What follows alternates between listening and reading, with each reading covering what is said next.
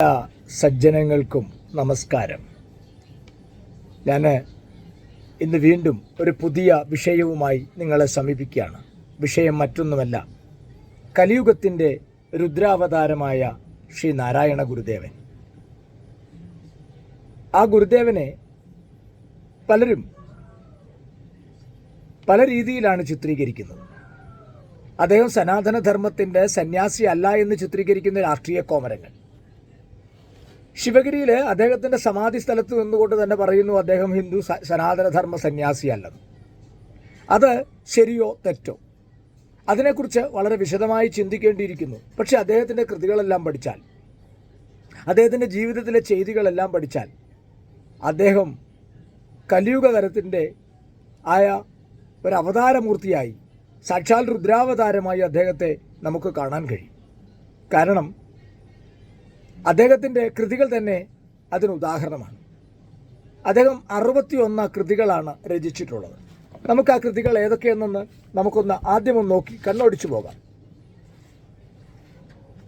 വിനായകാഷ്ടകം എന്ന സ്തോത്രകൃതി, വിഷ്ണു സ്തോത്രങ്ങൾ 3 ശിവസ്തോത്രങ്ങൾ 15 ദേവീ സ്തോത്രങ്ങൾ 6 സുബ്രഹ്മണ്യ സ്തോത്രങ്ങൾ 8 ദാർശനിക കൃതികൾ 9 സാരോപദേശപരം ആയ കൃതികൾ 12 തർജ്ജമകൾ 2 ഗദ്യകൃതികൾ 5. ഇതാണ് ശ്രീനാരായണ ഗുരുദേവൻ്റെ നമുക്ക് കിട്ടിയിട്ടുള്ള 61 കൃതികൾ. അതിനും കൂടുതൽ കൃതികൾ ഉണ്ടാവാം. ഇത് ലഭിച്ചിട്ടുള്ള കൃതികളെക്കുറിച്ചാണ് പറയുന്നത്. ഇതിൽ തന്നെ ദാർശനിക കൃതിയിലെ ഏറ്റവും പ്രധാനപ്പെട്ട രണ്ട് കൃതികളാണ്. ഒന്ന് ആത്മോപദേശ ശതകം, 2 ദർശനമാല. ദർശനമാലയിൽ അധ്യാരോപദർശനം, അപവാദദർശനം, അസത്യദർശനം, മായാദർശനം, ഭാനദർശനം, കർമ്മദർശനം, ജ്ഞാനദർശനം, ഭക്തിദർശനം, യോഗദർശനം, നിർവ്വാണ ദർശനം എന്ന് 10 വിഷയങ്ങളെ ആസ്പദമാക്കി 100 ശ്ലോകങ്ങളാണ് അദ്ദേഹം എഴുതിയിട്ടുള്ളത്. 10 വിഷയങ്ങളെ ആസ്പദമാക്കി 100 ശ്ലോകങ്ങൾ. 18 അധ്യായമുള്ള ഭഗവത്ഗീത, 100 ശ്ലോകങ്ങളുള്ള 700 ശ്ലോകങ്ങളുള്ള ഭഗവത്ഗീതയെ 100 ശ്ലോകങ്ങളായി മലയാളത്തിൽ പറഞ്ഞിരിക്കുന്നു എന്നാണ് അത് പഠിച്ചിട്ടുള്ള വിദഗ്ധരായിട്ടുള്ള വിദ്യാഭ്യാസ വിശാരദന്മാർ പറഞ്ഞിട്ടുള്ളത്. ദർശനമാല, അതുപോലെ തന്നെയാണ് ആത്മോപദേശ ശതകം. പിന്നെയുള്ള അദ്ദേഹത്തിൻ്റെ സാരോപദേശ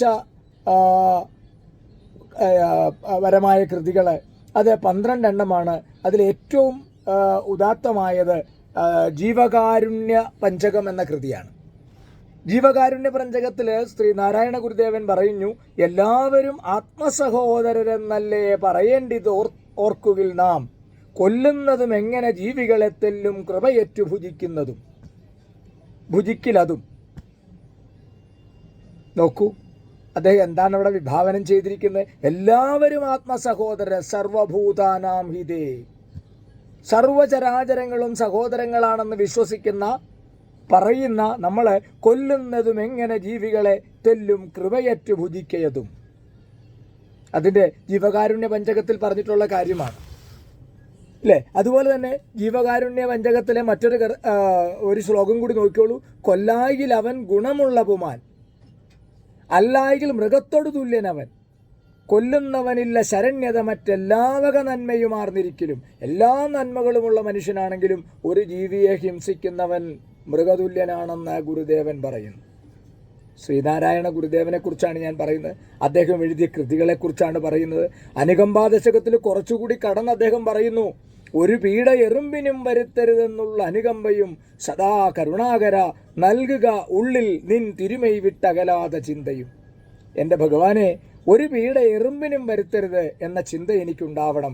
അതുമാത്രമല്ല, നീയും എൻ്റെ ഉള്ളിലിരിക്കണം എന്ന് പ്രാർത്ഥിക്കുന്നു അല്ലേ? അതുപോലെ തന്നെ അഹിംസ എന്ന കൃതിയിൽ പറയുന്നു, കൊല്ലാതെ കണ്ട് ലോകത്ത് കിട്ടാ മാംസങ്ങളൊന്നുമേ, കൊല പാപമാകുന്നു കളവിൻ മാംസഭക്ഷണം.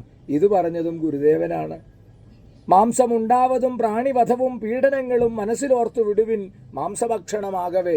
ഇത് പറഞ്ഞതും ശ്രീനാരായണ ഗുരുദേവനാണ്. ഇനി ഗുരുദേവൻ ഹിന്ദു സന്യാസി അല്ല, സനാതനധർമ്മ സന്യാസിയാണോ അല്ലയോ? അതറിയുന്നതിന് വേണ്ടി നമുക്ക് അദ്ദേഹത്തിൻ്റെ ചില കൃതികളിലേക്കൊന്ന് കടന്നു ചെന്നാൽ അല്ലേ? നമ്മൾ ആദ്യം തന്നെ പറഞ്ഞു അദ്ദേഹത്തിൻ്റെ കൃതികളിൽ ഏതാ? വിനായകാഷ്ടകം, ശ്രീ വാസുദേവാഷ്ടകം, വിഷ്ണുവാഷ്ടകം, ശ്രീകൃഷ്ണ ദർശനം, സദാശിവ ദർശനം, അർദ്ധനാരീശ്വരസ്വരം, കോലധീരേശ്വരസ്വരം, മനനാതീതം, ശ്രീ ചിദംബരാഷ്ടകം, ചിജ്ജനചിണ്ടലം, ഇന്ദ്രിയ വൈരാഗ്യം, കുണ്ടലിനിപ്പാട്ട്, ശിവസ്തവം. ഇതൊക്കെയാണ് അദ്ദേഹത്തിൻ്റെ കൃതികളുടെ പേരാ പറഞ്ഞത്. അതിൽ ഏറ്റവും പ്രധാനപ്പെട്ട ഒരു കൃതിയാണ് ശിവശതകം. ശിവനെക്കുറിച്ച് 100 ശ്ലോകങ്ങൾ. അതിൻ്റെ തുടക്കം തന്നെ നമുക്കൊന്ന് നോക്കാം. അഴകൊടു ഭാരത യുദ്ധമദ്രിയിന്മേൽ മുഴുചെവിയൻ മുറികൊമ്പുകൊണ്ടു മുന്നം എഴുതി നിറച്ചെളിയോർക്കിണങ്ങി നിൽക്കും മുഴുമുതലാകിയ മൂർത്തി കാത്തുകൊള്ളുക അരുമറ 4 മുന്നം കരിമുകിൽ വർണ്ണനു പങ്കു ചെയ്തു നൽകി പരമതു വള്ളുവർ നാവിലും ഒഴിഞ്ഞ പരിമള ഭാരതി കാത്തുകൊള്ളുക നിത്യം. അതായത് മഹാഭാരത യുദ്ധം അദ്രിയിന്മേലിരുന്ന് മുറികൊമ്പ് കൊണ്ട് എഴുതി എളിയവർക്ക് പഠിക്കത്തക്ക വിധത്തിൽ നൽകിയ ആ മുഴുമൂർത്തി ഗണപതിയാകുന്ന മഹാമൂർത്തിയെ സ്തുതിക്കുന്നു. ഇതുപോലൊരു ഗണപതി സ്തുതി മറ്റെവിടെ കേൾക്കാൻ കഴിയും? അടുത്തതോ അരുമറ 4 മുന്നം. ആ 4 വേദങ്ങളും ഓതി ആർക്ക്? കരിമുകിൽ വർണ്ണന് പങ്കു ചെയ്തു നൽകി. ഇവിടെ കരിമുകിൽ വർണ്ണൻ ആരാ? കൃഷ്ണദ്വൈവായനന് വേദവ്യാസന് പകർന്നു നൽകി. പരമത് വള്ളുവർ നാവിലും മുഴിഞ്ഞ ഒരല്പം വള്ളുവരുടെ നാവിലും കൂടി മുഴിഞ്ഞു കൊടുത്ത പറഞ്ഞു കൊടുത്ത ആ പരിമള ഭാരതി സരസ്വതി ദേവി കാത്തുകൊള്ളുക നിത്യം. പിന്നെന്താ വേണ്ടേ? അദ്ദേഹത്തിൻ്റെ അടുത്ത കൃതികൾ ഏതാ നിങ്ങൾക്ക് അറിയേണ്ടത്? ഇനി ദൈവദശകത്തിലേക്ക് പോയാൽ ആദ്യത്തെ ശ്ലോകം തന്നെ നോക്കൂ. ദൈവമേ കാത്തുകൊള്ളുകങ്ങ് കൈവിടാതിങ്ങു ഞങ്ങളെ നാവികൻ നീ ഭവാബ്ദിക്കൊരാവിവൻ തോണി നിൻപദം. എന്താണ്? ദൈവമേ, ഈ ദുഃഖകരമായ സംസാര സാഗരത്തിൽ ഞങ്ങളെ തള്ളിവിടാതെ ആനന്ദമാത്രമായ അങ്ങയുടെ സ്വരൂപത്തിൽ തന്നെ ഞങ്ങളെ എപ്പോഴും കാത്തുകൊള്ളണമേ. അല്ലേ? എന്താണ് അവിടെ? തിരമാലകളാകുന്ന കർമ്മഫലങ്ങളും ചുഴികളാകുന്ന ചതിക്കുഴികളും ഒക്കെ നിറഞ്ഞ ഈ ഭവസാഗരത്തിൻ്റെ മറുകര കടക്കുവാൻ സഹായിക്കുന്ന ആവിക്കപ്പലാണ് ഈശ്വര നിന്റെ പദം. അല്ലേ? ഒരു കപ്പലിലെ നയിക്കുന്ന നാവികൻ ദൈവമേ നീ തന്നെയാണ്. അങ്ങനെയുള്ള ആവിക്കപ്പൽ കയറി ദുഃഖമയമായ ഈ ജീവിതത്തിൻ്റെ മറുകരയായ ആനന്ദസ്വരൂപം സാക്ഷാത്കരിക്കുന്നതിന് കൃപയരുളേണമേ. എന്താ പറഞ്ഞിരിക്കുന്നത്? നോക്കൂ, നമ്മൾ ചിന്തിക്കേണ്ട വിഷയമല്ലേ? ആ ഗുരുദേവനെ കുറിച്ച് പറയുമ്പോൾ എന്തുകൊണ്ടാണ് തെറ്റായി വ്യാഖ്യാനിക്കുന്നത്? അദ്ദേഹത്തിൻ്റെ 61 കൃതികളിൽ ഏതോ ഒരു കൃതിയിൽ എഴുതിയിരിക്കുന്ന ഏതോ ഒരു ശ്ലോകം എടുത്തുകൊണ്ട്, ഞാൻ ആ ശ്ലോകം പഠിക്കാൻ ആഗ്രഹിക്കുന്നില്ല, എടുത്തുകൊണ്ട് അദ്ദേഹത്തെ കപട മതേതരത്വത്തിൻ്റെ മുഖം മൂടി അണിയിക്കരുത്. സനാതനം സർവ്വജഗത്തിനെയും തുല്യമായി കാണുന്ന, സർവ്വചരാചരങ്ങളെയും തുല്യമായി കാണുന്ന, സർവ്വജീവികളെയും തുല്യമായി കാണുന്ന ആ മഹത്തായ സംസ്കാരത്തിൻ്റെ ഭാഗം തന്നെയാണ് ഗുരുദേവൻ. അതിലൊരു അവതാര പുരുഷൻ തന്നെയാണ് ഗുരുദേവൻ എന്ന കാര്യത്തിൽ തർക്കമില്ല. അതങ്ങനെ അല്ലാതാക്കി തീർക്കാൻ ശ്രമിക്കുന്നത് പാപമാണ്. കാരണം ഭഗവാൻ തന്നെ ഭഗവത്ഗീതയിലും അതുപോലെ തന്നെ ഭഗവാൻ തന്നെ ഭാഗവതത്തിലെ ഉദ്ധവഗീതയിലും പറഞ്ഞിട്ടുണ്ട്, അല്ലേ? പരിത്രാണായ സാധൂനാം വിനാശായ ചതുഷ്കൃതാം ധർമ്മ സംസ്ഥാപനാർത്ഥായ സംഭവാമി യുഗേ യുഗേ.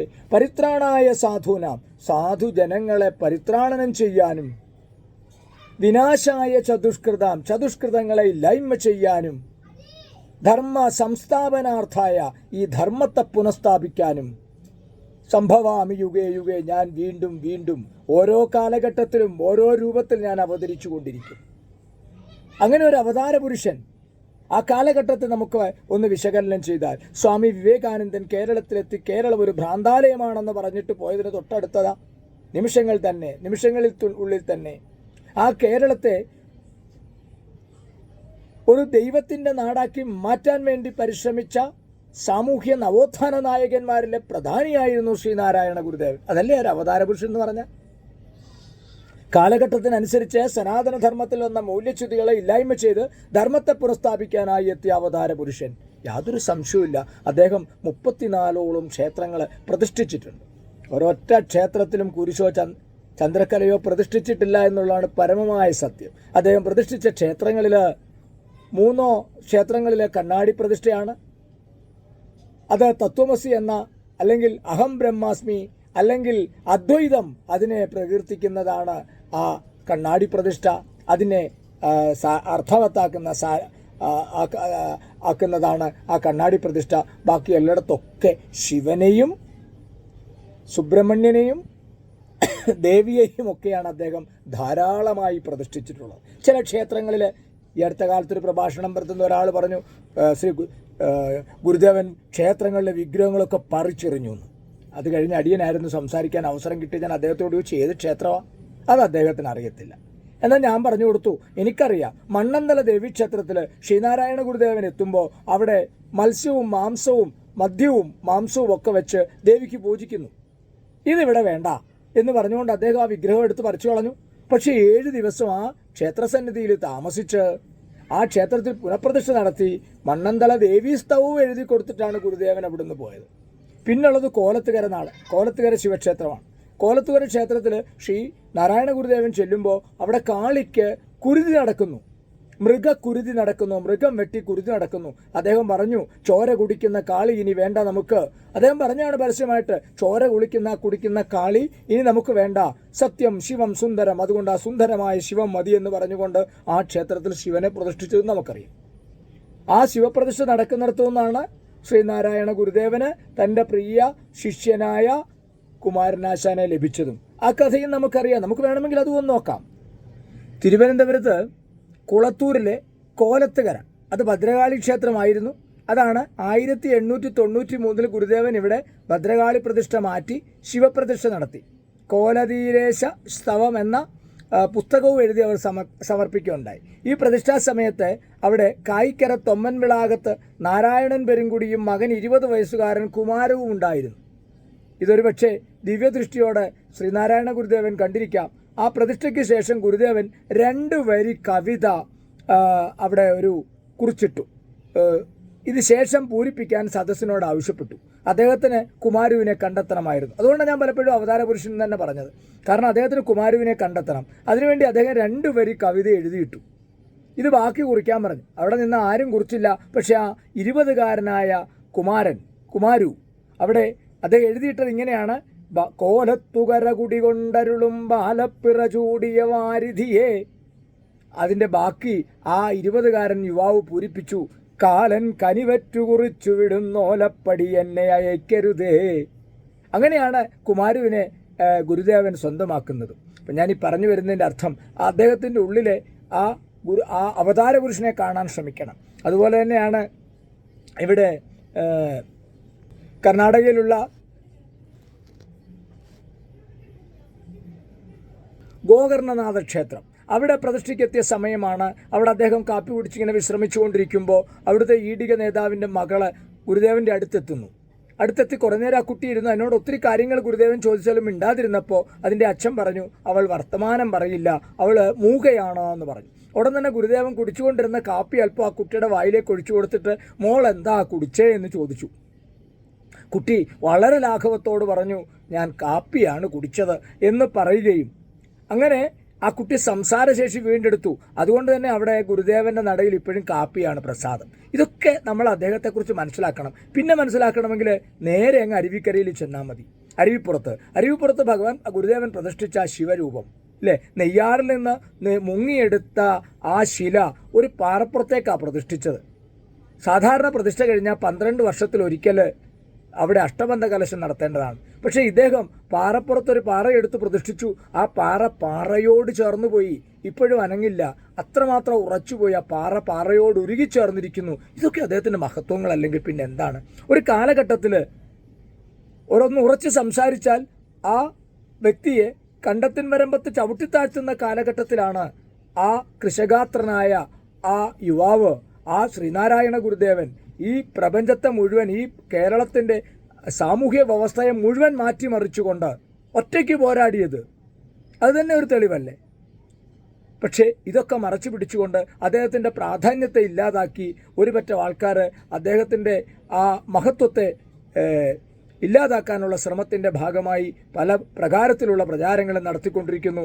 അതിൽ സജ്ജനങ്ങൾ വീഴരുത്. കാരണം ശ്രീനാരായണ ഗുരുദേവൻ അദ്ദേഹത്തിൻ്റെ ആദർശങ്ങളിൽ ഉറച്ചു വിശ്വസിക്കുന്ന, ശ്രീനാരായണീയരെന്ന് പറഞ്ഞ ഒരു സമുദായമല്ല, ശ്രീനാരായണീയരെന്ന് പറഞ്ഞു കഴിഞ്ഞാൽ നാരായണ ഗുരുദേവൻ്റെ ആദർശങ്ങളെ പിന്തുടരുന്നവരാരാണോ അവരാണ് ശ്രീനാരായണീയർ. ആ ശ്രീനാരായണീയരായി, ആ ശ്രീനാരായണ ഗുരുദേവൻ്റെ ആദർശങ്ങളെയും തത്വങ്ങളെയും അനുഷ്ഠിക്കുന്നവരായി ജീവിക്കാൻ നമുക്ക് കഴിയട്ടെ എന്ന പ്രാർത്ഥനയോടെ അദ്ദേഹത്തിൻ്റെ ഒരു ശ്ലോകം കൂടി ചൊല്ലിക്കൊണ്ട് നമുക്ക് ഇന്ന് നിർത്താം.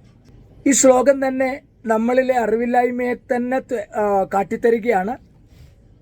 ഹരിഭഗവാൻ അരവിന്ദ സൂനുവും നിൻ തിരുവിളയാടല അറിഞ്ഞതില്ലയൊന്നും, ഹരഹര പിന്നെ ഇതാരറിഞ്ഞിടുന്നു, കരളിലിരുന്നു കളിച്ചിടുന്ന കോലം. എന്താണ്? ഹരിഭഗവാൻ അരവിന്ദ സൂനുവും നിൻ തിരുവിളയാടൽ അറിഞ്ഞതില്ലയൊന്നും, ഹരഹര പിന്നെ ഇതാരറിഞ്ഞിടുന്നു, കരളിലിരുന്നു കളിച്ചിടുന്ന കോലം. നമ്മുടെയൊക്കെ ഉള്ളിലിരുന്ന് കളിച്ചിടുന്ന ആ കോലം സാക്ഷാൽ നാരായണൻ എന്ന, ഞാൻ നാരായണനാണ്, എനിക്ക് ചുറ്റുമുള്ള സർവ്വചരാചരങ്ങളിലും കുടികൊള്ളുന്ന നാരായണനാണ്, ആ ഭാവത്തെ നമ്മൾ എപ്പോൾ മനസ്സിലാക്കും? അതുതന്നെയാണ് പരമപവിത്രമായ സനാതന ധർമ്മം വ്യക്തമാക്കുന്ന അഹം ബ്രഹ്മാസ്മി, ഞാൻ ബ്രഹ്മമാണ്, അഹം ബ്രഹ്മാസ്മി, ഞാൻ ബ്രഹ്മമാണ്, അദ്വൈതം, നാം രണ്ടല്ല ഒന്നാണ്, തത്വമസി, നീ ആരെ തേടുന്നുവോ അത് നീ തന്നെയാണ്. ഹരി ഓം.